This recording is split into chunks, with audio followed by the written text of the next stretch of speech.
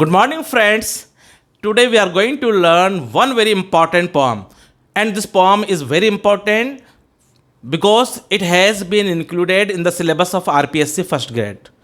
School व्याख्याता RPSC के syllabus में ये पोम है एंड ये मेरी कोशिश होगी कि आपका एक भी क्वेश्चन इसके अंदर से स्लिप ना हो.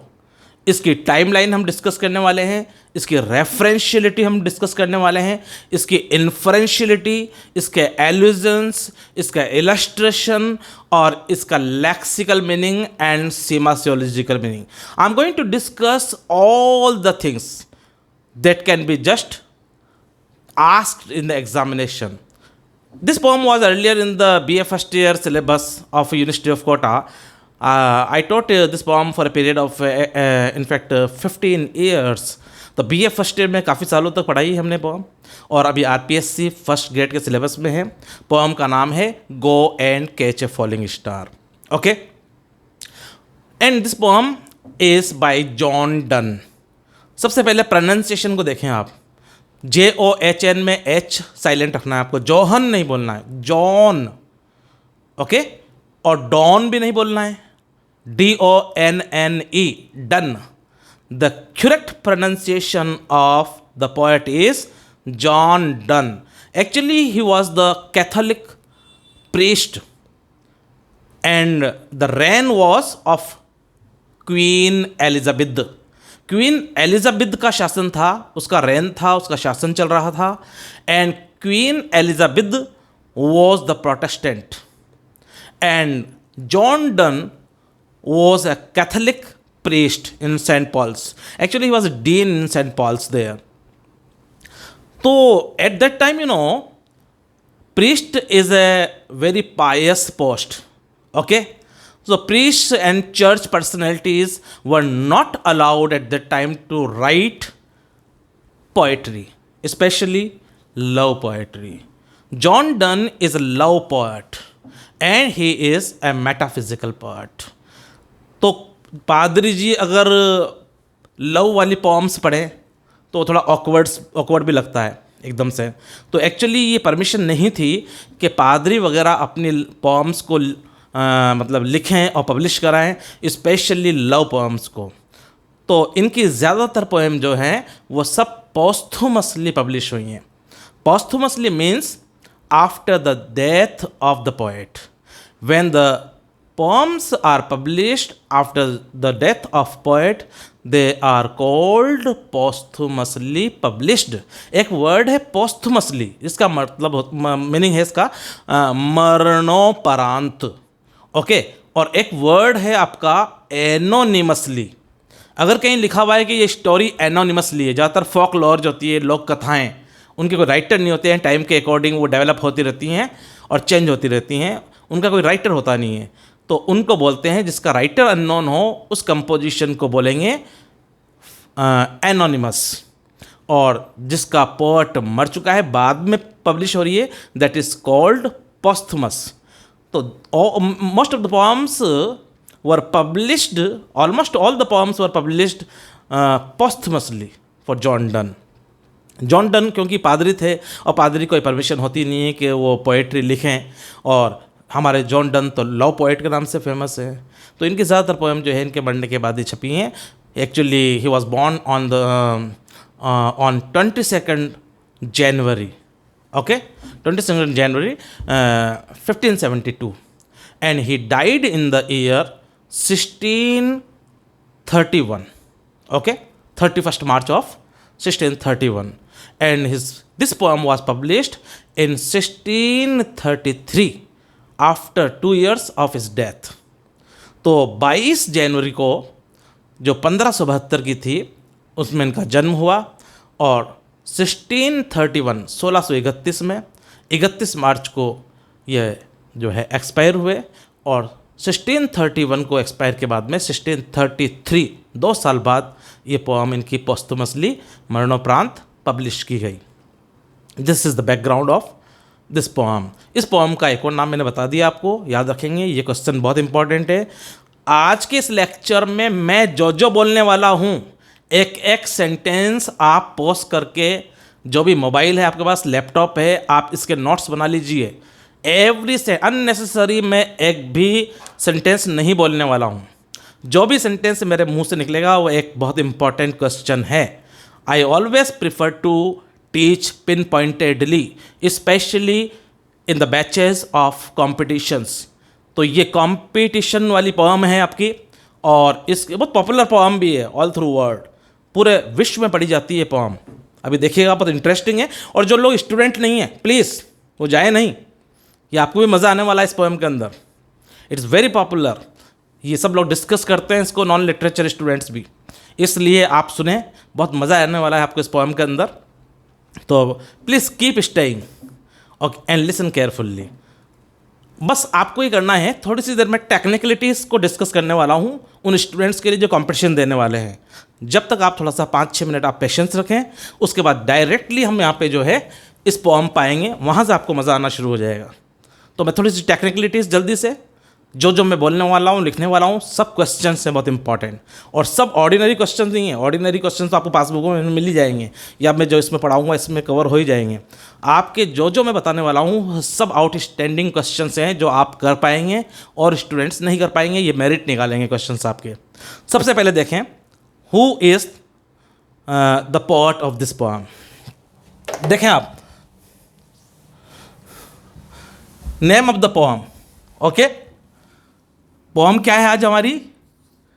The pronunciation is poem go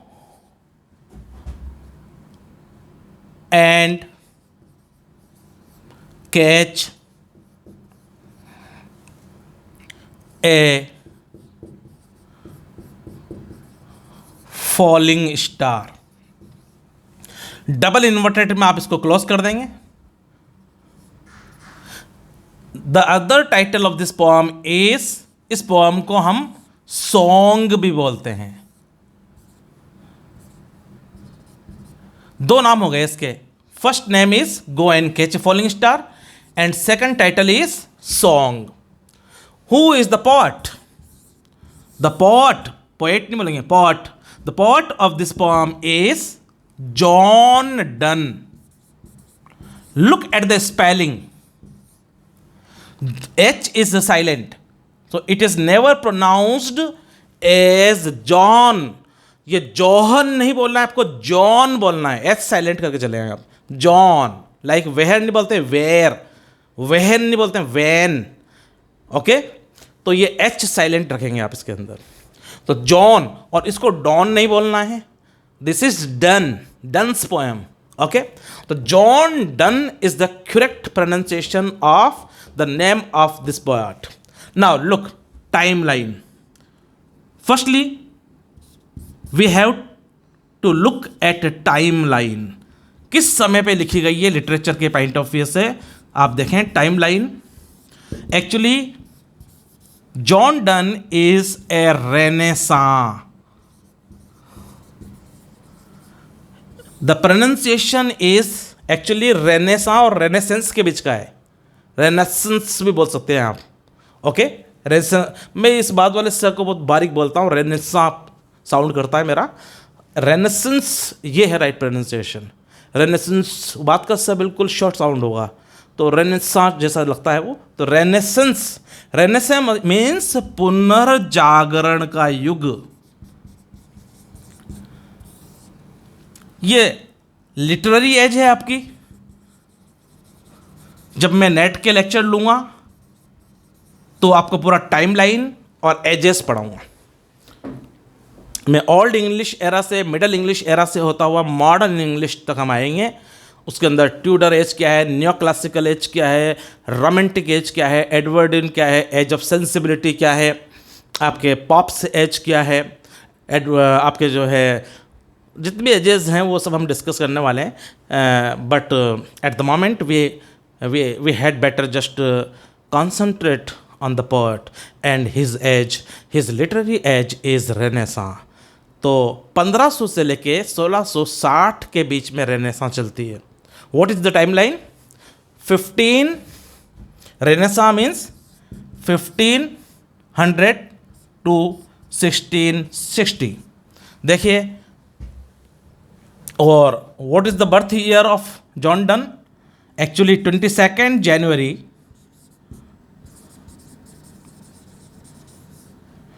22nd January of 1572 ये इनका बर्थ है. And 31st March of 31st March 1631 ये इनका डेथ है. देखिए मैंने यहाँ ऑफ लिखा था अभी और मैंने ऑफ को वाइप आउट कर दिया है. What is the logic? मामला यूं है, जब आप इस तरह से बोलते हैं, स्पोकन इंग्लिश में आपको डेट बोलनी पड़ेगी. आप 9th of January, 9th of January को बर्थडे है साहब मेरा, लेकिन लिखते वक्त ये ऑफ नहीं लिखा जाता है, 9th January लिखना पड़ेगा. और बोलते वक्त इसको 9th of January बोलना पड़ेगा. बोलने में हम ऑफ यूज़ करते हैं, पर राइटिंग के टाइम पे हम ऑफ नहीं लिखते हैं. जैसे मान लीजिए आपका बर्थडे है 5 मई को, तो 5th of May नहीं बोलना है आपको, आपको बोलना है 5th May. ओके, और फिर कॉमा लगा के डायरेक्टली आप जो है अपना ईयर लिख देंगे 5th May 1998 जो भी है आपका वो आप कर देंगे. इसमें ऐसी कोई खास बात है नहीं. तो ये लिखने का स्टाइल है. ये मैं आपको लेटर राइटिंग के टाइम पर पूरा बताऊंगा कितनी तरीके से डेट्स लिखी जाती हैं CBSE में, स्पेशली जब मैं कोर इंग्लिश और इलेक्टिव इंग्लिश के लेक्चर्स लूँगा. उसमें आपको रिपोर्ट राइटिंग भी सिखाने वाला हूँ. आपके फॉर्मल एडवर्टीजमेंट्स क्या होते हैं, इनफॉर्मल एडवर्टीजमेंट्स क्या होते हैं, फॉर्मल लेटर्स क्या हैं, ऑफिशियल लेटर्स, इनफॉर्मल या आप कहेंगे फ्री स्टाइल लेटर्स क्या होते हैं, रिपोर्ट राइटिंग क्या होती है और ऐसे राइटिंग क्या होती है आपके. ये सब हम करने वाले हैं CBSE के सिलेबस में राइटिंग सेक्शन के अंदर. फिलहाल आप देख लीजिए इनका जन्म कब हुआ. 22nd January 1572 को बर्थ है इनका, और 31st March 1631 को क्या है इनका डेथ है.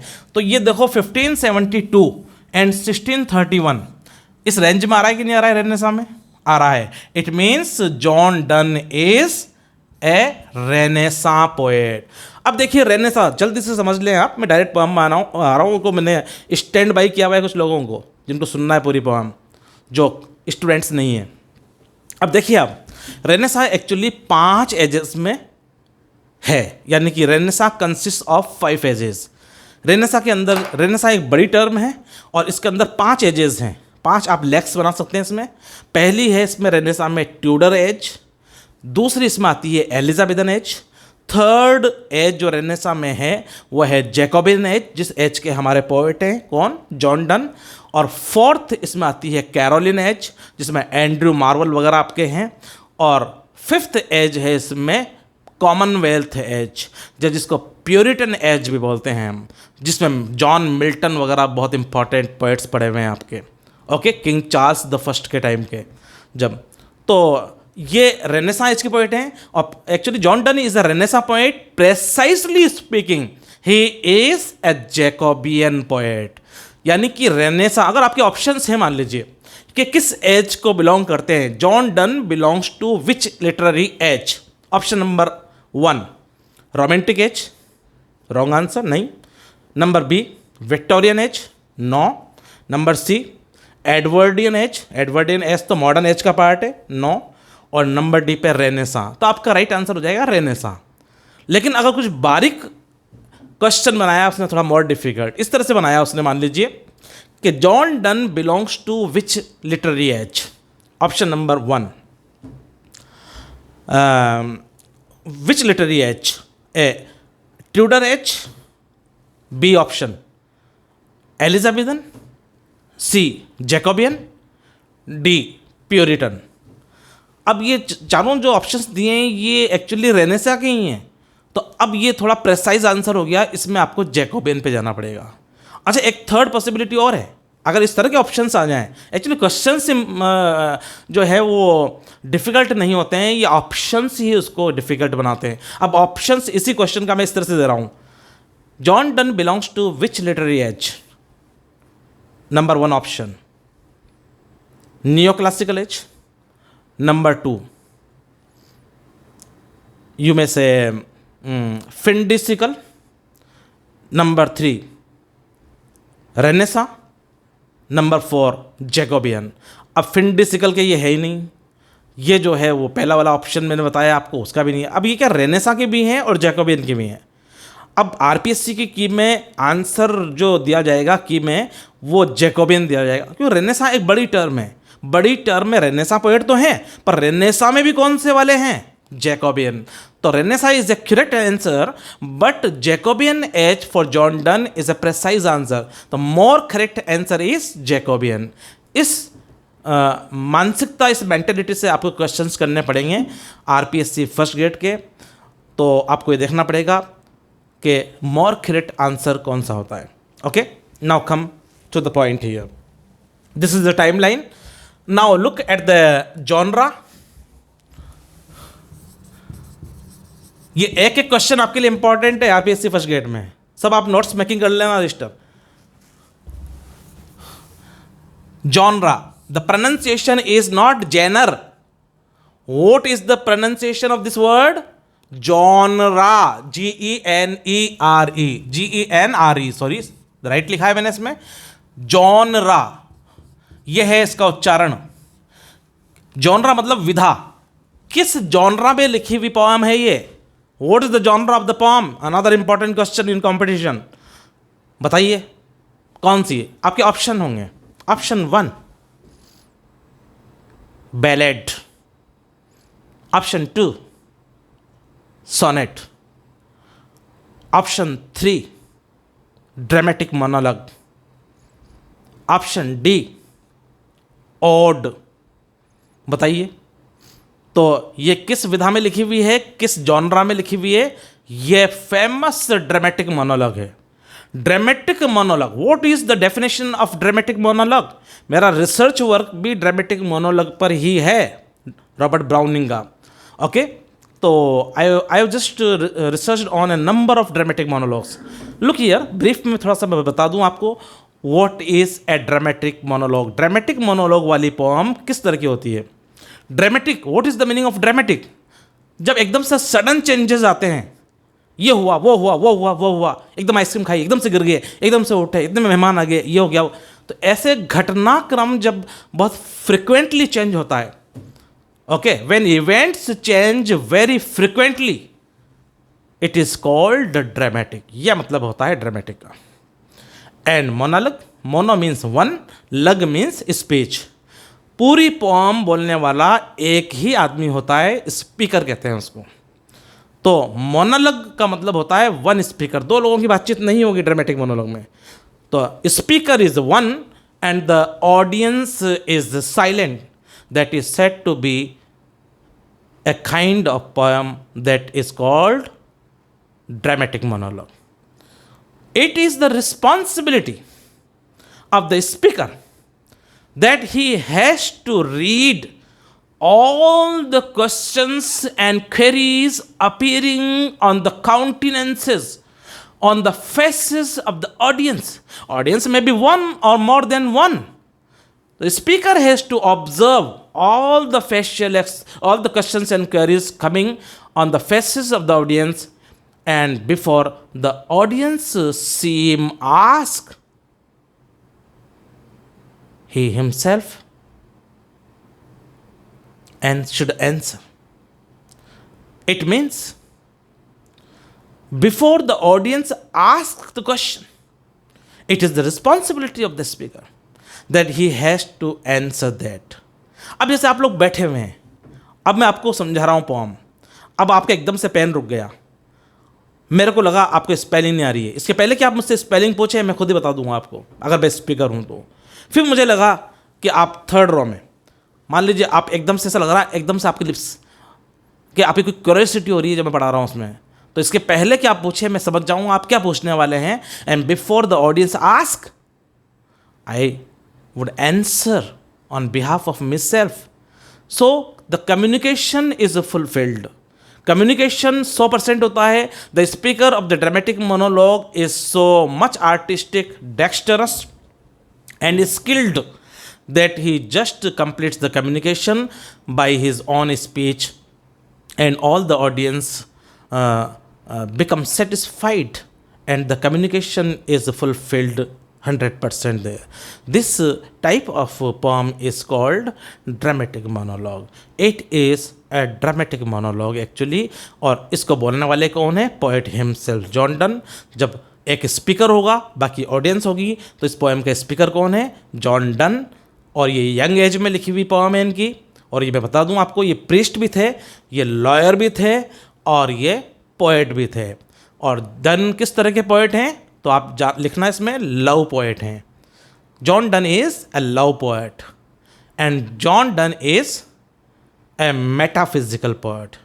जब जॉन डन ने अपनी पोएम्स लिखी तब उनको ये पता नहीं था टर्म मेटाफिजिकल, ये बाद में आई ये टर्म. मेटाफिजिकल टर्म तो उस वक्त एग्जिस्ट करती नहीं थी. ये तो बाद में इन्होंने जो है ड्राइडन ने न्यो क्लासिकल एज में, और ये एज ऑफ सेंसिबिलिटी में डॉक्टर सैमुअल जॉनसन ने जब अपनी फेमस बुक लिखी lives of eminent English poets, 52 English poets की बायोग्राफीज लिखी है डॉक्टर सैमुअल जॉनसन ने, इसलिए उन्हें फादर ऑफ बायोग्राफी भी कहते हैं. और डॉक्टर सैमुअल जॉनसन ने फर्स्ट डिक्शनरी भी बनाई है. डिक्शनरी को आप कह सकते हैं लेक्सो गाइड. तो ये फर्स्ट लेक्सिकोग्राफर हैं डॉक्टर सैमुअल जॉनसन. ये एक एक चीज़ जो मैं बोल रहा हूँ क्वेश्चन है नेट में भी, आरपीएससी में भी और एएमए में भी. ओके, फर्स्ट डिक्शनरी किसने बनाई? डॉक्टर सैमुअल जॉनसन ने. और फर्स्ट लेक्सिकोग्राफर अपन कह सकते हैं इनको. ओके, तो इन्होंने जो है मेटाफिजिकल टर्म को कोइन किया था. कोइन का मतलब मेटा और फिजिक्स, दो वर्ड से मिला के किसको बनाया था? मेटाफिजिकल वर्ड को. और पहली बार, अब 3 क्वेश्चंस बहुत इंपॉर्टेंट हैं, सुन लें आप, मैं लिखा भी दूंगा आपको नोट्स में भी, इसमें भी. हु इज द फाउंडर और फादर ऑफ मेटाफिजिकल पोएट्री? तो आंसर होगा John Donne. He is the founder और the father of metaphysical poetry, metaphysical school. Number 1, who use the term metaphysical the first time? मैंने बताया है ये father of metaphysical poetry हैं John Donne, लेकिन इन्होंने यूज़ नहीं किया, इनके टाइम पर ये एग्जिस्ट नहीं करती थी. ये तो एनालिटिकल टर्म है, बाद में एनालिसिस किया लोगों ने, पोएम्स ने टर्म दी. पहली बार जॉन डन ने पहली बार जॉन ड्राइडन ने टर्म यूज़ किया है metaphysical. Who use the term metaphysical the first time in the history of English literature? John Dryden. Who is the father of metaphysical poetry? John Donne. And who coined the term metaphysical? Metaphysical term किसने coin की? coin का मतलब मिलाना, coinage करना, coalescent बनाना. तो किसने बनाई? तो 2 वर्ड्स थे, एक तो मेटा का मतलब बियॉन्ड, एंड फिजिकल का मतलब होता है science, physical objects. Beyond physical objects, beyond word, इस संसार से परे, सुपर नेचुरल, ये मीनिंग होता है मेटाफिजिकल का. ओके, तो मेटाफिजिकल जो है, मेटा और फिजिक्स 2 वर्ड से मिलकर बना है. ये काम किया है डॉक्टर सैमुअल जॉनसन ने. तो पहला तो who is the father of metaphysical poetry? John Donne. Who use the metaphysical term first time? John Dryden. Who coined the term metaphysical? तो आंसर होगा डॉक्टर सैमुअल जॉनसन. और किस बुक में उन्होंने किया ये काम, ये टर्म देने का? वो लाइफ लिख रहे थे, बायोग्राफी लिख रहे थे अब्राहम काउले की. 52 इंग्लिश पोइट्स की बायोग्राफीज लिखी है डॉक्टर सैमुअल जॉनसन ने. अब्राहम काउले की बायोग्राफी के अंदर उन्होंने मेटाफिजिकल टर्म को यूज़ किया है. Another very important question from net point of view and from RPSC. RPSC का स्टैंडर्ड भी नेट की जैसा हो गया है बिल्कुल. तो कौन सी बुक थी जिसमें ये वर्ड यूज़ किया है डॉक्टर सैमुअल जॉनसन ने, कोइन किया है? तो life of Abraham Cowley. Abraham Cowley is again metaphysical poet. Okay, तो what are the more important, can you mention some other metaphysical poets? हाँ बिल्कुल, हम बता सकते हैं, बहुत सारे पोएट्स और भी हैं आपके. Andrew Marvell is metaphysical poet. Henry Vaughan नहीं बोलते हैं, Vaughan, he is the another metaphysical poet. And George Herbert, he is the metaphysical poet. Abraham Cowley, metaphysical poet. And John Donne, metaphysical poets. ये सब क्या है? क्रेशो, Richard क्रेशो, he is again metaphysical poet. ये सब metaphysical poet है. अब metaphysical poetry जब लिख रहे थे जॉन डन, तो उसका काफ़ी अपोज किया. टर्म तो नहीं थी मेटाफिजिकल, लेकिन जिस तरह की पोएट्री वो कर रहे थे, John Donne, Marvell, Henry Vaughan, ये सब लोग जो थे, क्रेशो, आपके जो है अब्राहम काउले, तो इसको बिल्कुल अपोज किया सबसे पहले। अनदर इंपॉर्टेंट क्वेश्चन, किसने अपोज किया? Ben Jonson, the famous dramatist, the contemporary of William Shakespeare.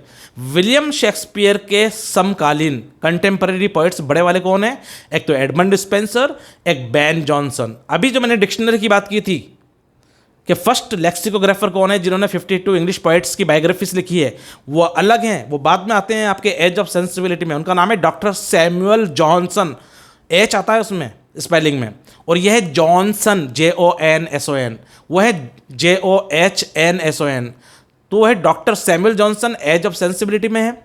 और ये जो है बेन जॉनसन मैं बात कर रहा हूँ, जिन्होंने कॉमेडी ऑफ एरर्स ये सब लिखी हैं। और I think comedy of errors नहीं लिखी इन्होंने, मैं थोड़ा इसमें कंफ्यूज हो रहा हूँ। बाकी ये बहुत बड़े ड्रामेटिस्ट हैं बेन जॉनसन, ओके। शायद इन्होंने एवरीबडी इज इन ह्यूमन लिखा है इसके अंदर। तो देखें आप, ये कोई इशू नहीं है, अपना अपना इशू है पोअम। तो ये बेन जॉनसन ने सबसे पहले किसको अपोज किया? Metaphysical style of writing poems. अब बेन जॉनसन को फॉलो करते हुए कुछ पोइट्स और हो गए, तो इधर तो ग्रुप बन रहा है मेटाफिजिकल पोइट्स का, कौन? John Donne. और इधर बन रहा है आपका किनका? कैवेलियर पोएट्स का। King Charles the first rain कर रहे थे उस वक्त, शासन कर रहे थे, ओके। तो किंग चार्ल्स द फर्स्ट के जो सोल्जर्स थे और उस के जो किंग चार्ल्स द फर्स्ट के जो है वो फॉलोअर्स थे, फैंस जो थे, वो पोएट्स कहलाए बेन जॉनसन और उसके ग्रुप के लोग कैवेलियर पोएट्स। कैवेलियर का मतलब घुड़सवार, और ये कैवेलियर का मतलब यही होता है। तो मेटाफिजिकल पोएट्स के अपोज करने वाला दूसरा ग्रुप कौन सा बन गया? कैवेलियर पोएट्स का। कैवेलियर पोएट्स के हेड कौन थे? Ben Jonson. मेटाफिजिकल पोएट्स के हेड कौन थे? John done. तो डन और बेन जॉनसन ये दोनों लीडर्स थे। डन तो थे मेटाफिजिकल स्कूल के हेड और ये थे कैवेलियर के। टर्म्स इंपॉर्टेंट नहीं है, उस वक्त एग्जिस्ट भी नहीं करती थी, ये एनालिटिकल टर्म्स हैं, यानी कि कुछ लोगों ने, क्रिटिक्स ने विश्लेषण करके बाद में निकाली हैं टर्म्स मेटाफिजिकल वगैरह। ये एक थोड़ा सा ब्रीफ मैंने बताया, और ये सब क्वेश्चंस आ सकते हैं आपके। अब देखें आप, एक इंपॉर्टेंट चीज़ है, आने वाले हैं हम टेक्स्ट के ऊपर। Text is very interesting.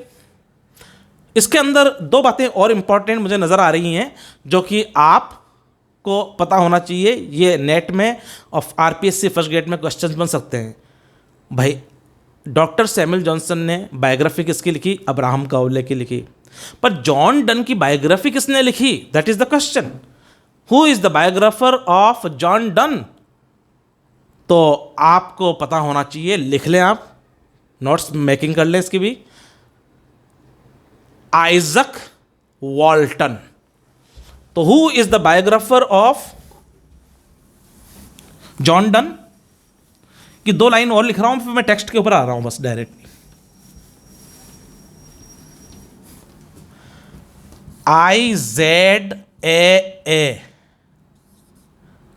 IZAAC, Izaak Walton, biographer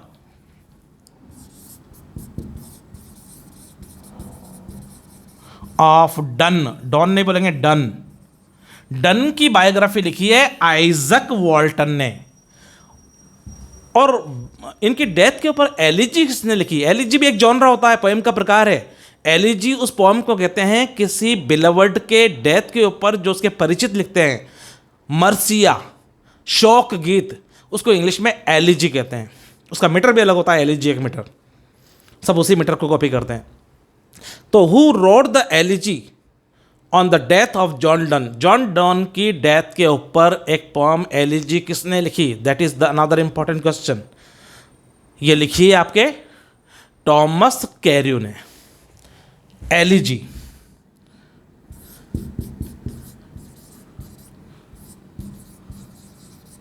elegy लिखने वाला पोएट कौन है? थॉमस नहीं बोलते हैं, टॉमस कैरियो। जॉन डन की डेथ पे जो एलिजी लिखी उसका पोएट का नाम क्या है? Thomas Cairo. And John Donne की बायोग्राफी किसने लिखी है? आइजक वॉल्टन। जॉन डन किस एज के पोइट हैं? रेनेसा। और रेनेसा में भी कौन से? Jacobian as. बर्थ कब है? 22 जनवरी 1572, 22 जनवरी 1572, and he died in the year 1631, 31 March of 1631। Okay, और उसके बाद में मैंने बताया what is the genre of the poem, ये ड्रामेटिक मोनोलॉग है। Okay, yes. What is the tone of the poem, इस पोएम की टोन क्या है? तो इसमें जॉन डन जो है, यहां से अब बिल्कुल आप इन्वॉल्व हो जाइए जो स्टूडेंट्स नहीं है। अब हम टेक्स्ट पे आ रहे हैं। इनकी टोन है सिनिकल। ये क्वेश्चन बहुत इंपॉर्टेंट है, ये आपको ऑप्शंस में मिल जाएगा। Donne's tone in his poem go and catch a falling star is humorous, cynical, satirical, और ऐसे कुछ ऑप्शंस और भी दे देंगे वो। तो आपको याद होना चाहिए इनकी टोन है सिनिकल एंड सेप्टिकल। मैं लिख देता हूं spellings. Tone, what is the tone of the poem? Cynical and sceptical, SCEPTICAL, dubious. महिला संप्रदाय के कैरेक्टर पे डाउट कर रहे हैं पोएट जॉन डन।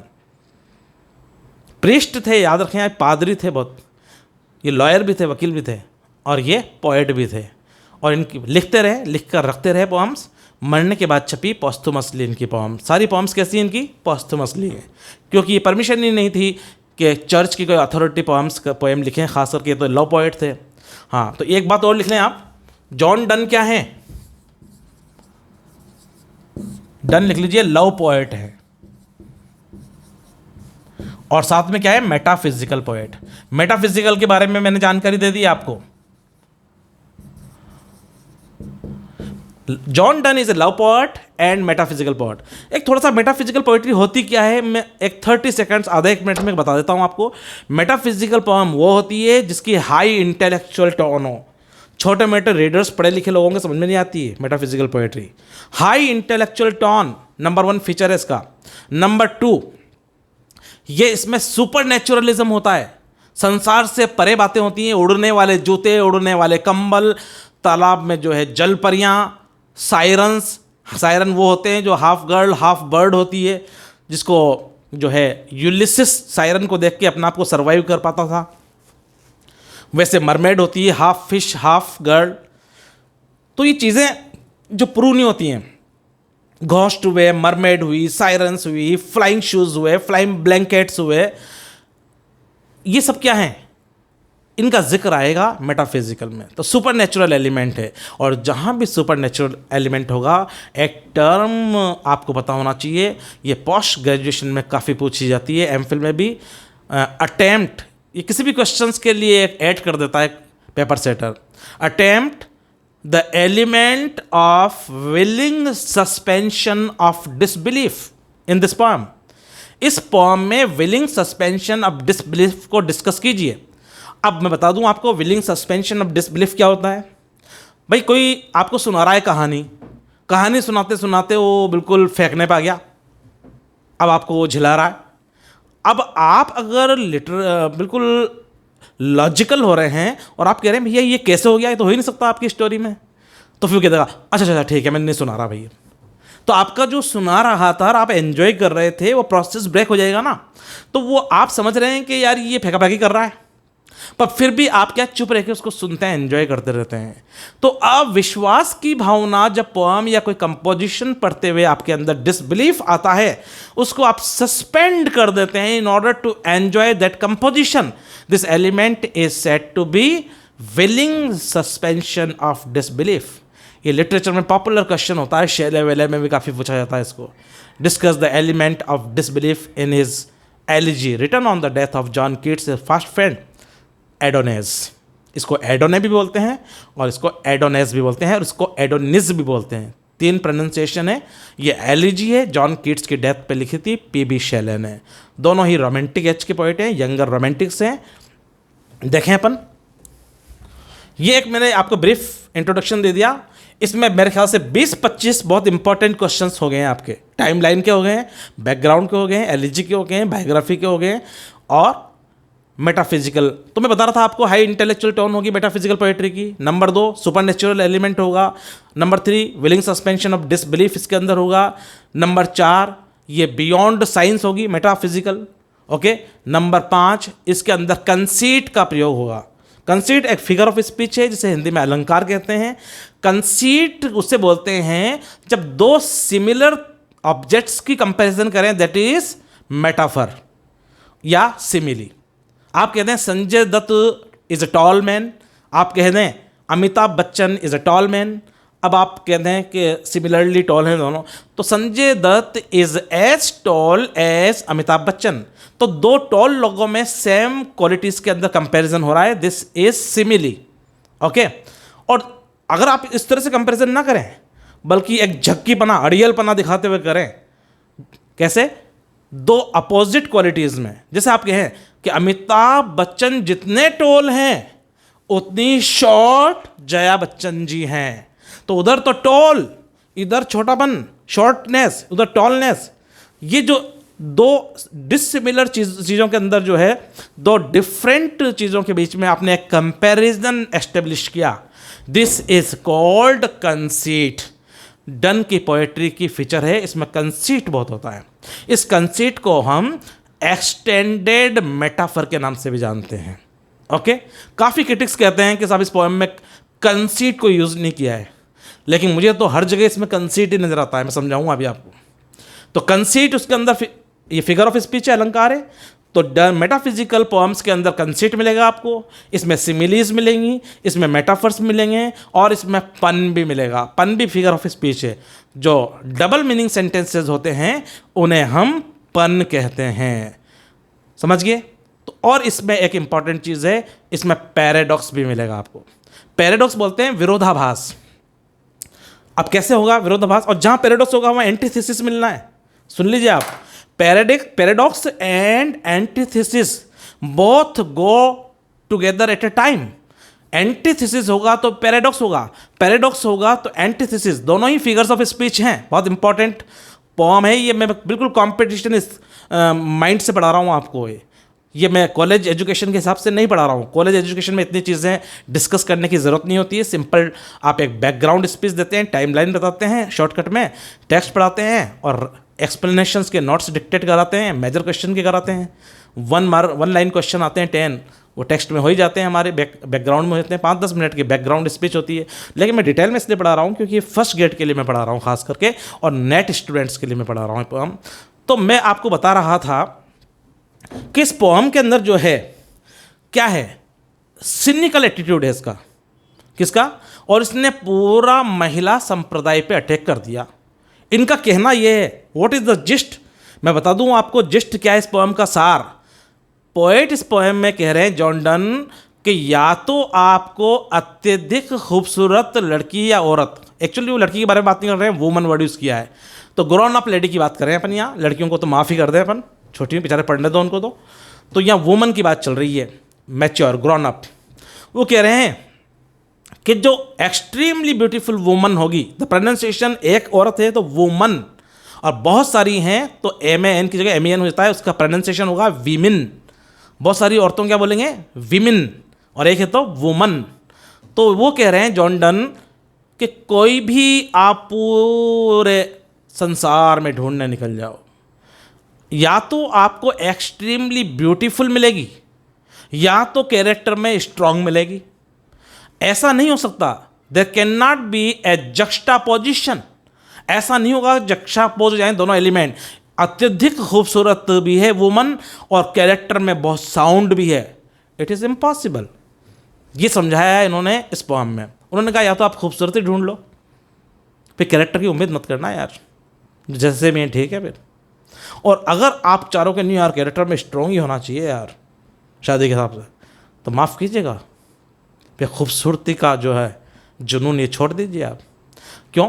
क्योंकि हमारे पोएट जॉन डन क्या कह रहे हैं कि एक्सट्रीमली ब्यूटीफुल मिलेगी तो फिर कैरेक्टर में स्ट्रॉन्ग नहीं मिलेगी, और कैरेक्टर में अगर स्ट्रॉन्ग मिल गई तो फिर ईश्वरी है, मतलब क्या हालात होंगे उन्हें, कितनी खूबसूरती, कितना नूर टपक रहा होगा।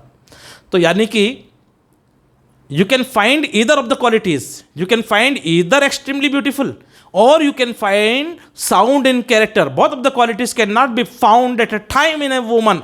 That is the crux of this poem. इस poem का crux क्या है, gist क्या है कि जो अत्यधिक सुंदर महिलाएं होती हैं वो सुंदर ही होती हैं, वो कैरेक्टर में स्ट्रांग नहीं होती हैं. You can not find even a single example अगर आप ढूंढने निकल जाएं तो. और जो कैरेक्टर में साउंड होती हैं वो कभी भी एक्सट्रीमली ब्यूटीफुल नहीं होती हैं. ये है जिस्ट इस पोम का. अब आप देखें, अपन शुरू करते हैं पोम को. गो and catch a falling star by John Donne. मैं एक दो क्वेश्चन मेरे को बिल्कुल बताना बहुत ज़रूरी है, मैंडेटरी मानता हूँ इसको टीचिंग में, ये कंपटीशन पॉइंट ऑफ व्यू से. इसमें क्या है, 1 2 3 4 टेक्स्ट ही पढ़ा रहा हूँ मैं. ये क्वेश्चन टेक्स्ट में से हैं, बैकग्राउंड स्पीच होगी खत्म अपनी. चाहें तो अपन इसको वाइप आउट कर दें. 1 मिनट बस. अब मैं टेक्स्ट पे आ रहा हूँ.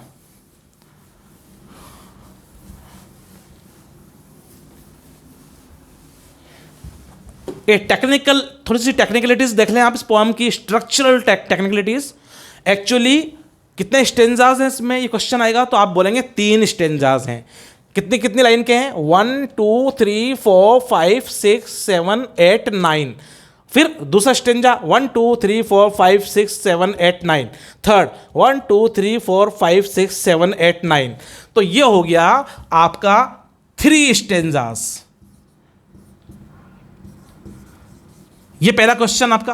कितने स्टेंजा की पोएम है, क्या सब 3 स्टेंजा की है. ईच स्टेंजा में कितनी लाइंस हैं, ये सेकंड इंपॉर्टेंट क्वेश्चन. मैं जो बोल रहा हूं सब क्वेश्चन है यहां पे. कितनी है अपन ने गिनी, 9 लाइंस हैं. ठीक है, यस. तो टोटल लाइंस कितनी हो गई पोएम में, टोटल लाइंस कितनी लाइंस की पोएम है, ये आ चुका है क्वेश्चन. आपके लास्ट डचेस का क्वेश्चन आ गया था, कितने लाइन की पोएम है, वेस्टलैंड के लिए भी आ गया था. तो टोटल लाइंस कितनी है, 3 स्टेंजा हैं और हर स्टेंजा में 9 लाइन है. तो कितनी हो गई, 27 लाइन्स. तो it is a 27 line poem. Line pros में वर्ड यूज होता है, पोएम में लाइन को वर्स बोलते हैं. लेकिन वर्स को आप शायद श्लोक छंद समझते हैं, ऐसा नहीं है. एक ही लाइन को वर्स कहा जाता है इंग्लिश के अंदर. लाइन्स टर्म होती है प्रोस के अंदर, फिक्शन के अंदर. Anyway, come to the point. ये 9 लाइन का एक स्टेंजा, दूसरा 9 लाइन का तीसरा, 9 3 जा 27 line poem. Each stanza consist of 9 lines. अब ये हो गया, इसका थोड़ा सा मीटर भी देख लें आप. ये क्वेश्चन आएगा आपका किस मीटर में लिखी हुई है, तो this poem is in tetrameter, metre of the poem. मैं बताऊंगा बाद में मीटर कैसे बनते हैं. 2 सिलेबल का एक मीटर बनता है.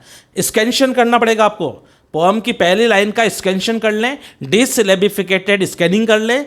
2 सिलेबल की आप हाइप बनाएंगे तो टेट्रामीटर है, तो 2 सिलेबल का 1 मीटर होगा.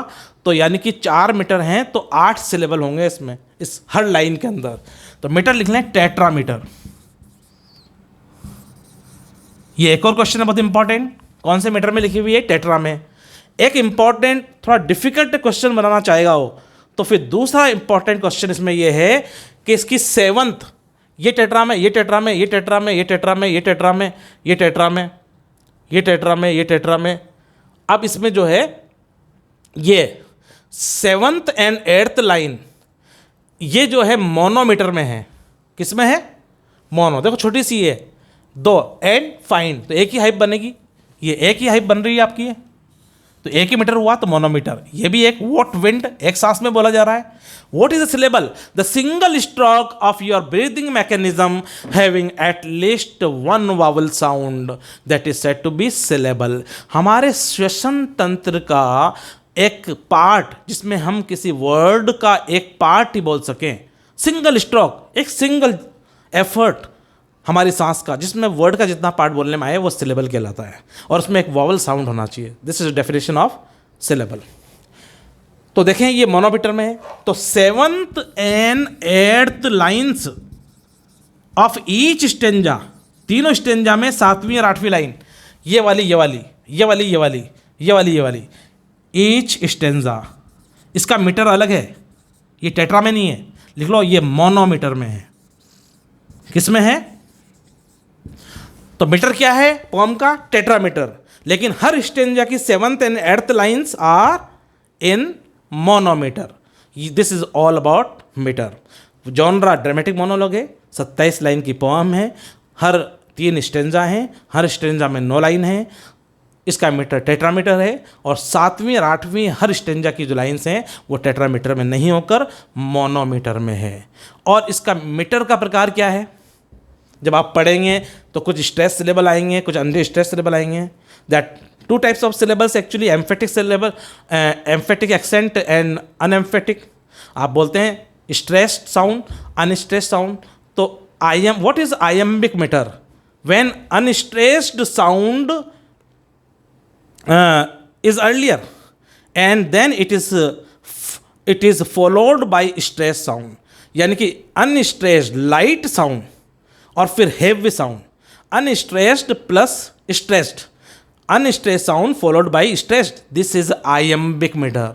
और इसका रिवर्स कर लें तो वो होता है ट्रोकेइक। व्हेन क्या करेंगे आप? Stressed sound is followed by unstressed, that is trochaic. तो ये आयम्बिक मीटर में है या ट्रोकोइक में है? ये ट्रोकोइक में है, यानी कि ट्रोकोइक मीटर। लिख लीजिए आप, यहां मीटर पे कर देते हैं अपन, ट्रोकेइक, TROCHAIC, ये मीटर है आपका ट्रोकोइक। अब ट्रोकोइक क्या होता है? ट्रोकोइक होता है आपका स्ट्रेस्ड, पहले आएगा stressed sound plus unstressed sound.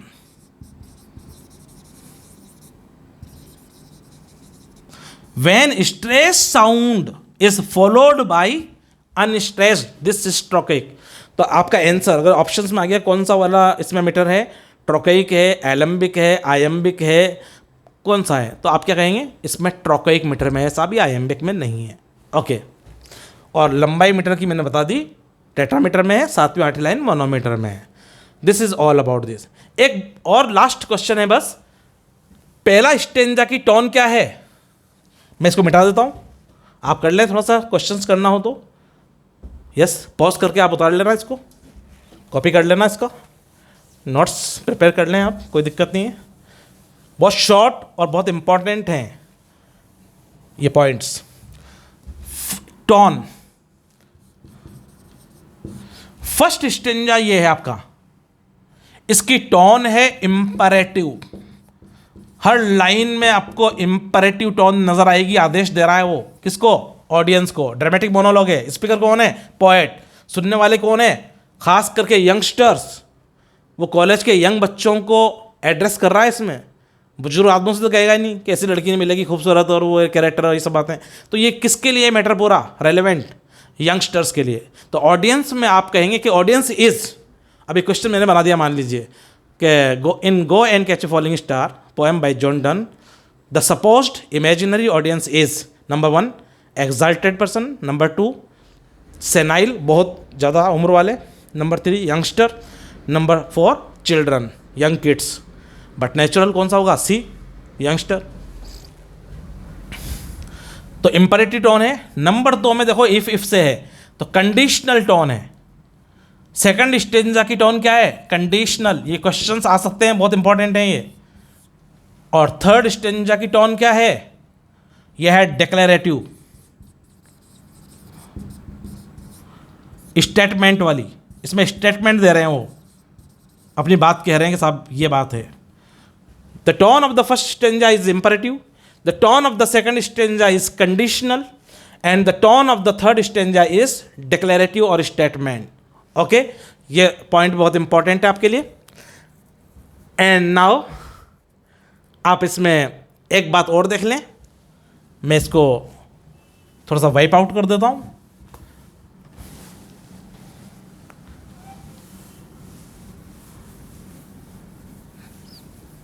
देखते हैं आप rhyme scheme of the poem. भाई राइम स्कीम में पहले दूसरे लास्ट इन वर्ड से कोई मतलब नहीं होता, आखिरी वर्ड पर आ जाओ डायरेक्ट। आखिरी वर्ड में स्टार, इसमें भी स्टार में भी इस से मतलब नहीं है, टा से भी नहीं है, आ स्टार। लास्ट साउंड क्या है? R, star, R. आर। तो इसमें पहले वाले साउंड पे क्या आया हमारा स्टार आर, इसको हमने ए दे दिया। फिर गेट दूसरी लाइन में क्या क्या आ रहा है राइम, रूट, रू से मतलब नहीं है, रूट ऊट ऊट। अब ये पहले वाले से मैच कर रही होती, स्टार की तरह ही होता कुछ। मान लीजिए आप कहते स्टार, आर, आर का साउंड, आर का साउंड बहुत सारे वर्ड्स में होता है, जैसे स्टार वाली ही राइम स्कीम आपको सेकंड लाइन में मिलती, स्टार। और आप क्या कह सकते हैं आर वाला,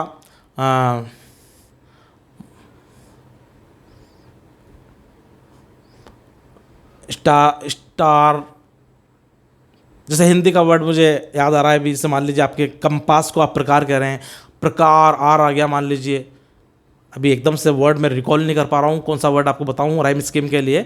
तो आर वाला कोई भी वर्ड आएगा एंड में तो वो ए नंबर देंगे अपन उसको, और नहीं आ रहा है तो फिर उसे बी दे देंगे। तो पहले वाले में क्या है स्टार, आर आ गया ना, और दूसरे वाले में क्या आया रूट, तो आर स्टार आर, और दूसरे में रूट ऊट, तो चेंज हो गया सेकंड लाइन में।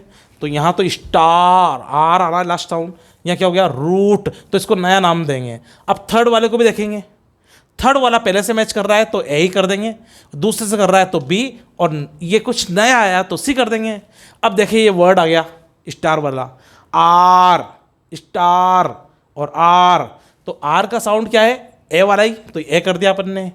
अब देखें चौथी लाइन में फूट, फूट किससे, स्टार से मिल रहा है क्या, नहीं मिल रहा है, किससे मिल रहा है रूट से, तो रूट को बी दे रखा है तो इसको भी बी नाम दे देंगे। और ये चारों लाइन से नहीं मिलता, तीनों से ऊपर की, तो इसको कुछ और दे देते C D E F, yes. अब देखें पांचवी लाइन आपकी सिंगिंग, सिंग से मतलब नहीं है सिंगिंग, सिंगिंग इंग इंग, इंग फूट में आ रहा है क्या, नहीं आ रहा, आर में आ रहा है क्या, नहीं, रूट में आ रहा है क्या, नहीं, आर में, तो इसको नया नाम दे दिया हमने सी। फिर स्टिंगिंग, अब स्टिंगिंग इंग, इंग किससे मैच कर रहा है सिंगिंग से, तो सी दिया था हमने सिंगिंग को, तो स्टिंगिंग को भी सी देंगे। फिर देखें इसका फाइंड का लास्ट वर्ड है फाइंड इड, फाइंड इड, ये ऊपर के किसी से मैच नहीं कर रहा है तो इसको नया नामकरण कर दिया हमने, क्या नोमेनक्लेचर कर दिया इसका, डी नाम दिया इसको अपन ने।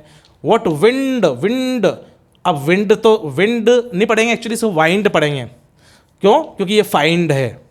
तो विंड वाइंड, तो वाइंड किससे मैच कर रहा है फाइंड से, ओके। तो इसको डी दिया था फाइंड को, तो वाइंड को भी डी दे देंगे। इस तरह से राइम स्कीम क्या हुई इसकी, A B C C D D D. What is the rhyme scheme, A B C C D D D. एक इंपॉर्टेंट क्वेश्चन तो ये हो गया आपका राइम स्कीम क्या है, याद कर लेंगे आप, A B C C D D D. दूसरा इंपॉर्टेंट क्वेश्चन जो आपको कहीं नहीं मिलेगा वो है इस 9 स्टेंजा की फॉर्मेशन कैसी है। 6 लाइन की पोएम को बोलते हैं हम सेस्टेट। तो ये 1 2 3 4 5 6, this 6 lines make a sestet. तो हर 9 लाइन में एक तो सेस्टेट है और 3 लाइन की पोएम कहलाती है ट्रिपलेट। जैसे 2 लाइन का दोहा होता है कपलेट, वैसे ट्रिपलेट होता है। तो सेस्टेट एंड ट्रिपलेट, ओके, ये आपका इसके अंदर हो रहा है। तो 6 लाइन का तो ये सेस्टेट हो गया 6 लाइन्स का, और ट्रिपलेट कितना का हो गया 3 लाइन्स का, ये हो गया आपका। तो हर 9 लाइन के स्टेंजा में एक सेस्टेट है एक ट्रिपलेट है, okay. Rhyme scheme A B C C D D है। ट्रिपलेट की राइम स्कीम क्या है डी डी डी, सेस्टेट की ए बी सी सी सी। ऐसे भी क्वेश्चन वो फ्रेम कर सकता है। ये राइम स्कीम होगी आपकी, यस, ले लें स्क्रीनशॉट आप।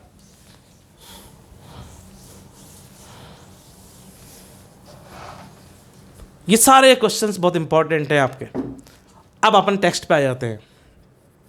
सिनिकल मूड है इनका, ये भी क्वेश्चन बहुत इंपॉर्टेंट है, यानी कि ये पूरे महिला संप्रदाय पे शक कर रहे हैं। अब मैं टेक्स्ट पे आ रहा हूँ। ये सारी टेक्निकलिटीज़ थी जो मैंने बताई। अब आप वो लोग भी सुन सकते हैं जो स्टूडेंट नहीं है पोएम को यहाँ से। This is the point from which you can enjoy it. Cynical है इनका मूड, डाउटफुल है, पूरे महिला वर्ग पे ये डाउट कर रहे हैं। जॉन डन कह रहे हैं कि आपको एक्सट्रीमली ब्यूटीफुल जो लेडी है वो कभी भी कैरेक्टर में स्ट्रॉन्ग नहीं मिलेगी, और कैरेक्टर में स्ट्रॉन्ग चाहिए आपको तो फिर आप ब्यूटीफुल की तो हॉप ही छोड़ दो. You can get either of the qualities, either you can get extremely beautiful woman and और you can get a sound character lady. अच्छा, शेक्सपियर ने भी कुछ ऐसी बात कही थी एलिजाबेथन एज में. एलिजाबेथन एज भी रहने का पार्ट है, इनसे थोड़े से सीनियर है डन से. कौन? शेक्सपियर. तो उन्होंने कहा था हैमलेट में, हैमलेट बोल रहे हैं इसके अंदर, frailty Dai character of woman, धोखा ही तेरा नाम है ए औरत. फ्रेल्टी, फ्रेल्टी का मतलब होता है inconstancy, inconstancy of woman. This is the theme. तो व्हाट इज द थीम? ये बहुत इंपॉर्टेंट क्वेश्चन है आपकी कंपटीशन में. तो कहते हैं आप थीम क्या है इस पोएम की? इनकॉन्स्टेंसी ऑफ वुमन. इनकॉन्स्टेंसी का मतलब होता है लूज कैरेक्टर. अच्छी भाषा में लूज कैरेक्टर नहीं बोलना चाहिए, अपन को बोलना चाहिए राउंड कैरेक्टर. और जो इसका कैरेक्टर स्ट्रॉन्ग होता है उसे बोलते हैं flat character. She is a woman of flat character. Flat लोठा होता है, उसका पैंदा अगर फ्लैट होगा तो लुढ़केगा नहीं. तो जो औरत, जो वुमन बिल्कुल स्ट्रॉन्ग कैरेक्टर की होगी वो लुढ़केगी नहीं, वो फ्लैट कैरेक्टर है, यानी कि अच्छा. और राउंड बॉटम में मान लीजिए किसी लौटेगा तो वो इधर भी लुढ़केगा, इधर भी सब तरफ डिविएट होगा वो. तो राउंड कैरेक्टर बोल सकते हैं आप लूज कैरेक्टर को. लूज कैरेक्टर एक ऐसा एक मेटाफर बन गया है जिसका अच्छा वर्ड नहीं है.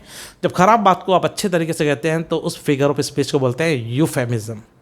तो round character is a euphemism for loose character. तो इनकॉन्स्टेंसी ऑफ वुमन, औरतों का धोखा, यही है इसकी थीम पोएम की. देखें आप, पोएट क्या कर रहे हैं? पोएट पहली लाइन में आपको शुरू करता हूं पढ़ाना, टेक्स्ट शुरू करते हैं अपन इसका. गो and catch. Who is the speaker?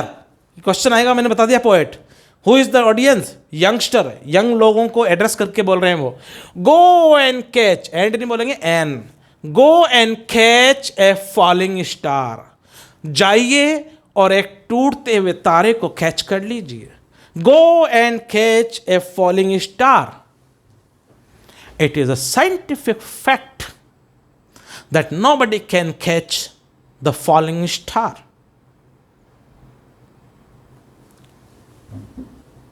A falling star always burns in the atmosphere before it touches the surface of the earth.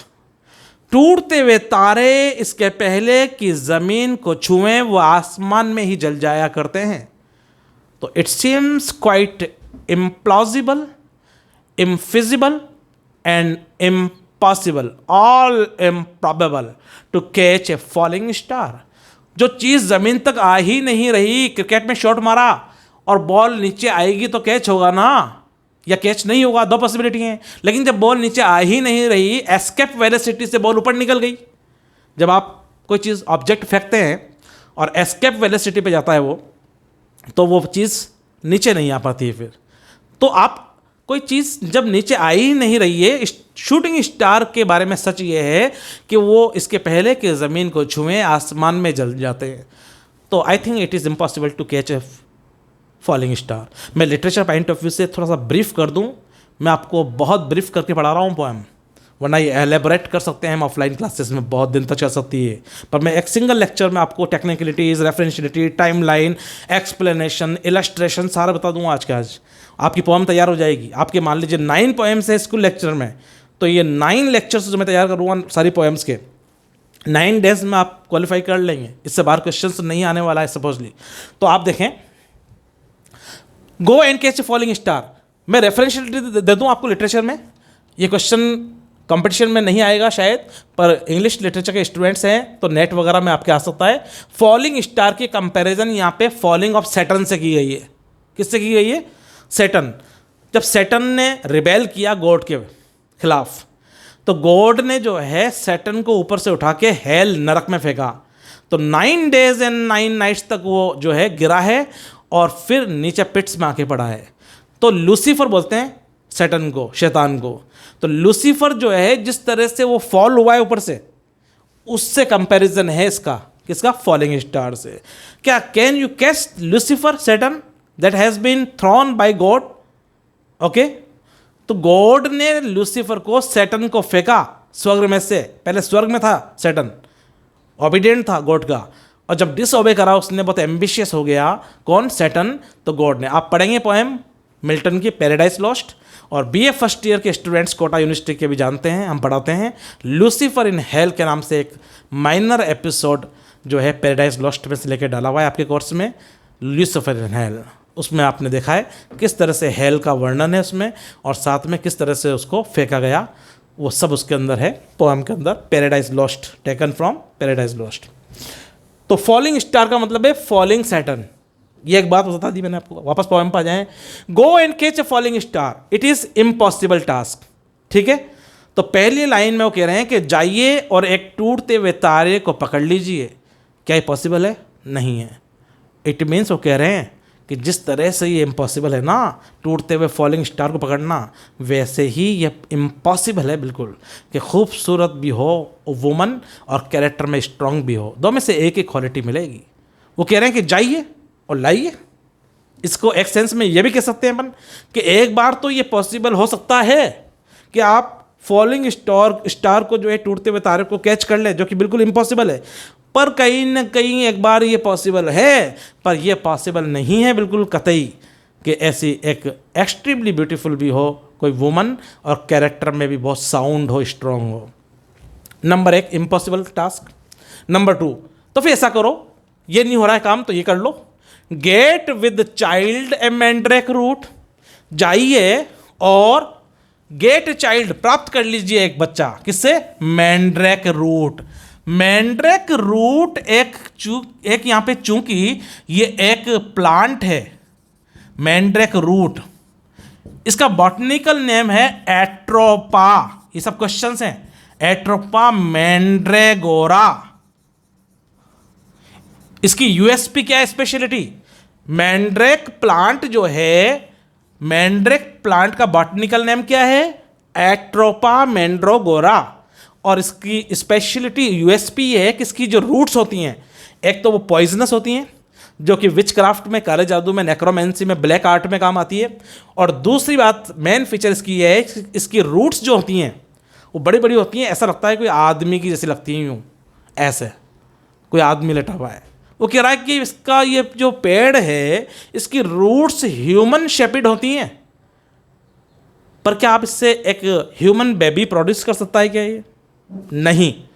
तो कोई प्लांट की रूट्स, अगर बड़ी बड़ी रूट्स हैं उसकी और वो ह्यूमन शेपिड हैं, तो इसका मतलब ये तो नहीं है कि प्लांट जो है ह्यूमन बेबीज को प्रोड्यूस कर देगा। तो it is very impossible to get a child human baby from a plant. वो कह रहा है एक बार ये पॉसिबल हो सकता है, दो मीनिंग है। वो कह रहा है या तो ये जितना इम्पॉसिबल ये है, उतना ही इम्पॉसिबल ये है कि आप ऐसी एक्सट्रीमली ब्यूटीफुल लेडी ढूंढें जो साउंड भी हो कैरेक्टर में। और एक मीनिंग ये भी हो सकता है कि एक बार ये पॉसिबल हो जाएगा ढूंढना, ये बच्चा प्राप्त करना पौधे से, क्या पेड़ से, एट्रोपा मैंड्रोगोरा, पर ये पॉसिबल नहीं है कि जो है एक ऐसी वुमन आप ढूंढ लें who is extremely beautiful at the same time who is having a sound character, who is loyal to her husband. Third, tell me where all past years are. तो पहले वाला impossible task, दूसरी line में बच्चा प्राप्त करने वाला भी impossible task। थर्ड लाइन देखें, tell me where all past years are, मुझे बताएं कि जो दिन गुजर गए वो कहाँ, किस तिजोरी में रखे हुए हैं। अरे भाई, आप लास्ट ईयर पढ़ते थे, मान लीजिए आपने एमए फाइनल किया लास्ट ईयर, अब आप आरपीएससी की तैयारी कर रहे हैं, तो लास्ट ईयर आप पढ़ रहे थे, तो लास्ट ईयर जब आप आया करते थे पढ़ने, वो दिन कहाँ है? उस दिन सोमवार को कचौरियाँ खाई थी आपने, क्लास में बैठ के पार्टी की थी, कहाँ है वो वाला दिन? किस तिजोरी में से निकाल के मुझे बता दो ना प्लीज़। वो कह रहा है कि जो दिन गुजर गए वो वापस नहीं आते हैं। कोई बता सकता है कि उसका पास्ट किस तिजोरी में रखा हुआ है, किस बैंक के लॉकर में रखा हुआ है, या कहाँ रखा हुआ है? ला के बताओ भाई। जो दिन गुजर गया वो गुजर गया, बीते हुए दिन फिर नहीं आते। ज़िंदगी के सफ़र में गुजर जाते हैं वो मकां, फिर नहीं आते। ओके, आई थिंक ये गाना भी है जो मैंने रिकॉल किया है अभी, ये कोई मेरी पोएटिक लाइन नहीं है, ये गाना ही है राजेश खन्ना का, ज़िंदगी के सफ़र में जो मकान गुजर जाते हैं वो फिर नहीं आते। वही है इसका मतलब। क्या पास्ट ईयर्स फिर आ सकते हैं क्या? आप ला के बता सकते हैं ये? अब आजकल तो ये है भलाओ इनका कैम कोऑर्डर्स का, वो आ जाता है शूटिंग करने वाला क्या करके, कैम कोऑर्डर लेके। अब वो जो आप बुफे डिनर में खाना खा रहे हैं वो आप 5 साल बाद भी देख सकते हैं, पर वो एक्चुअली रिकॉर्डिंग है। रियल जो पास्ट टाइम है वो वापस नहीं आ सकता। वापस का मतलब है टाइम मशीन से आप बिल्कुल पास्ट में जाएं और फिर उस जो एक्शन हो रहा है, मान लीजिए आप बुफे डिनर में सपोज कीजिए आप जलेबियाँ खा रहे थे, टाइम वापस आने से मतलब ऐसा है कि वापस आ गया वो टाइम। अब आप नया डिसीजन ले उसी टाइम में, अब आप जलेबी ना खा के आप सोच रहे हैं मैं बालूशाही खा लूँ, ऐसा पॉसिबल है क्या? रिकॉर्डिंग में तो जलेबी है, तो 100 बार देखोगे 100 बार जलेबी आएगी। इट मीन्स जो टाइम गुजर गया वो वापस नहीं आएगा, वो तो रिकॉर्डिंग है। असल में वो टाइम आता तो जलेबी की जगह आप बालूशाही खाते। समझ रहे हैं आप मैं क्या कह रहा हूँ? यस। तो ये भी इम्पॉसिबल टास्क है। भूतकाल जो गुजर गया, पास्ट ईयर्स, वो वापस नहीं आते हैं। तो पहला भी इम्पॉसिबल टास्क, दूसरा भी इम्पॉसिबल टास्क, तीसरा भी। तो वो कह रहा है कि जितना इम्पॉसिबल पास्ट टाइम को वापस लाना है उतना ही इम्पॉसिबल ये है क्या? ऐसी वुमन को ढूंढना जो एक्सट्रीमली ब्यूटीफुल भी हो, कमली हो और साथ में क्या हो, लॉयल भी हो, वफादार भी हो, साउंड इन कैरेक्टर भी हो। नहीं, ऐसी औरत जो है आपको मिल नहीं पाएगी, ऐसा डन का कहना है। और number 4 task, who cleft, cleft का मतलब होता है स्प्लिटेड, चीरना। किसने चीरा? द डेविल्स फूट। जो डेविल, ये एक्चुअली रेफरेंस है ओल्ड टेस्टामेंट और न्यू टेस्टामेंट में से। ओके, जो मॉसेस थे उनसे रिलेटेड जो हॉली बुक है वो है आपकी ओल्ड टेस्टामेंट। ओके, और जो है तौरेत बोलते हैं, आसमानी किताब तौरेत, तो वो उसके अंदर उसको उसी को ओल्ड टेस्टामेंट बोलते हैं एक्चुअली। और ये जो बाइबल है इसको न्यू टेस्टामेंट के रेफरेंस में यूज़ किया जाता है। तो वहाँ पे ये हॉली बुक ओल्ड टेस्टामेंट और न्यू टेस्टामेंट के अंदर ये डिस्क्रिप्शन है, एक्चुअली रेफरेंस पॉइंट मैंने बता दिया आपको, वहाँ से लिया गया है ये। हु क्लेफ्ट द डेविल्स फूट, और किसने चीरा शैतान का पैर। पैर यानी कि जो होते हैं ना हूफ्स, हूफ बोलते हैं खुर, जैसे बकरे के देखे होंगे आपने, खुर होते हैं दो, यूँ पकड़ के यूँ चीरते हैं आप, वो पैर जो होते हैं उसमें 2 पार्ट होते हैं स्प्लिटेड। तो हु क्लेफ्ट, तो डेविल का फूट चिरा गया, स्प्लिट किया गया था, लेकिन ये पता नहीं है किसने किया, इवन हॉली बुक्स में भी नहीं है। तो कह रहा है कि it is impossible to know who cleft, किसने चीरा शैतान का पैर। ये इतना ही इम्पॉसिबल है जितना कि इम्पॉसिबल ऐसी वुमन को ढूंढना जो एक्सट्रीमली ब्यूटीफुल भी हो और साथ में क्या हो, साउंड इन कैरेक्टर। दो में से एक ही क्वालिटी मिलेगी। इस बात को अलग अलग एग्जाम्पल्स दे के समझा रहे हैं और आपके अंदर इस बात को सेट कर रहे हैं। इसी को कहते हैं metaphysical poetry. High intellectual tone है, बहुत सारे इसमें एग्जाम्पल्स हैं, ये सब मेटाफर्स हैं। जो जो एग्जाम्पल जिनसे कंपैरिजन कर रहे हैं सब मेटाफोरिकल एक्सप्रेशन है। क्यों? मेटाफिजिकल पोएट्री में मेटाफर होते हैं, पन होते हैं, पैराडॉक्स होती है, कंसीट होती है। तो ये मेटाफोरिकल एक्सप्रेशंस हो रहे हैं सारे के सारे इसके अंदर। तो ये मेटाफिजिकल पोएट्री और बहुत high intellectual. The poet is just making you understand with high intellectuality, and he is having all the features of the metaphysical poetry in this poem. This poem is the key spectrum of the metaphysical poem there. So you can find all the features. People always say that there is the absence of conceit in this poem, but in fact I find all types of conceits in this poem here that I am going to just explain and explicit to you here very soon. Or who cleft the devil's foot? Who cleft? It is quite impossible to know who cleft the devil's foot. Likewise, it is quite impossible to find out such a woman who is having a strong character and at the same time who is extremely beautiful. Both of the qualities cannot be found in a woman at a time. You can just find out and you can just achieve even a single quality. Okay? So such women cannot be found who is having both the qualities, who are extremely beautiful and at the same time who are having a strong character for their partners. Teach me, 4 काम हो गए, 4 task. Teach me to hear mermaid singing. The poet is again having the imperative tone. देखो first form से हमेशा order शुरू होते हैं, गो, कम, seat, ऐसे उनका टीच, ठहर, गो, ये इंपरेटिव टोन है। Teach me to hear mermaid singing. Mermaid is an imaginary character. Mermaid क्या होती हैं? जल परियां, half fish half girl, mermaids. तो मेटाफिजिकल पोएट्री आ गई, सुपर नेचुरल पोएम मैंने बताई थी, सुपर नेचुरल पोएट्री होगी यहाँ पे। देखें आप, टीच मी टू हियर, मुझे सिखाएं सुनना, मरमेड सिंगिंग।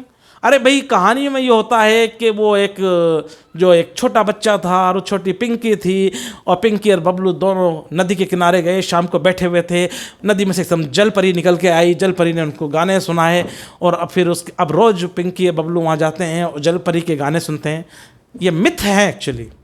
क्या रियलिटी में जल परी होती है मरमेड? नहीं। जैसे मरमेड होती है वैसे सायरन्स भी होते हैं। सायरन हाफ बर्ड होता है। तो यूलिसिस जो है सायरन को देख के अपने आप को सर्वाइव करता था ट्रोजन वॉर के अंदर, ठीक है। ये भी रेफरेंस पॉइंट बता रहा हूं मैं आपको। Teach me to hear mermaid singing. अरे भाई मुझे मरमेड जल परी का गाना सुनना सिखाओ। अरे भैया जल परी होती नहीं है तो गाना कहाँ से सुनना सिखाएंगे? तो it is quite impossible and implausible, बिल्कुल इम्प्रॉबेबल सेंटेंस है। ऐसे ही जैसे कि एक वुमन को ढूंढना जो बहुत सुंदर भी हो और बहुत स्ट्रांग कैरेक्टर की भी हो। आपको सुंदर मिलेगी तो कैरेक्टर लूज मिलेगा, और कैरेक्टर साउंड मिलेगा बहुत अच्छे कैरेक्टर की है तो फिर खूबसूरत की तो उम्मीद ही छोड़ दीजिए आप। तो ये भी कौन सा हो गया? Impossible task. पहले वाला टूटते तारे को झेलना, इम्पॉसिबल टास्क। दूसरा मैंड्रेक रूट, प्लांट से बच्चा प्राप्त करना, ये भी इम्पॉसिबल टास्क। पास्ट ईयर्स को वापस रिकॉल करना, मतलब वापस लाना, ये भी इम्पॉसिबल टास्क। डेविल्स फुट किसने चीरा, ये भी इम्पॉसिबल टास्क। और पांचवा देखें अब आप, teach me to hear, sorry, और to keep off. Keep off का मतलब दूर रखना। एनवीज स्टिंगिंग, एनवी मतलब ईर्ष्या, स्टिंगिंग मतलब डंक। हम सब मनुष्यों के अंदर एक ईर्ष्या, जेलसी, एनवी का डंक होता है। आपके घर में 5-5 6-6 ऐसे लग रहे हैं तो कोई बात नहीं, लेकिन मोहल्ले में अगर कोई ठेले पे एक कूलर भी आ रहा है तो घर से निकल के सब पड़ोसी देखेंगे कूलर किसके आ रहा है। अरे यार शर्मा जी के कूलर आ रहा है। फिर दूसरा मेंबर कहेगा शर्मा जी बड़ी प्रोग्रेस कर रहे हैं यार। तो आपके ऐसी हैं 5-5 6-6 तो कोई बात नहीं, और बेचारे शर्मा जी ईमानदार आदमी वो एक कूलर ला रहे हैं आज, तो आप ईर्ष्या का गुण आपके अंदर हो रहा है। तो यहाँ पे पोम लिखते लिखते